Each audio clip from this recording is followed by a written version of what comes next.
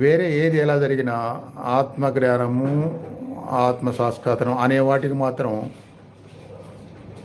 వచ్చే వాటిని అడ్డు లేకుండా అవి ఉన్నా సరే మనస్సుని నిశ్చలంగా, స్థిరంగా, నిగ్రహంగా ఉండే విధంగా పరమాత్మ చేయగలుగుతాడు. అప్పుడు అలాంటి నిర్ణయం తీసుకున్నప్పుడు ఎందుకు చేయగలుగుతాడు అంటే, మీ ఆలోచనలకి మనసుకి నా చేతిలో ఉంది, మీ ఆలోచనలు మీ మనసు నా చేతిలో ఉందన్నట్టుగా భౌతికతలు చెప్తారు. అవి కలిగిస్తుంది నేనే అని కూడా చెప్తారు.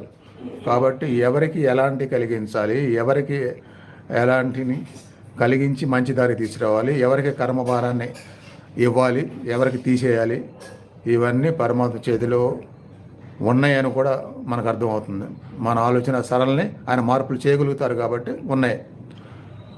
అట్లా మన యొక్క స్టాండర్డ్గా పెట్టుకున్న నిర్ణయాలు, లక్ష్యాలు దానికి మంచి దృఢత్వాన్ని మనసులోకి పంపించేదిగా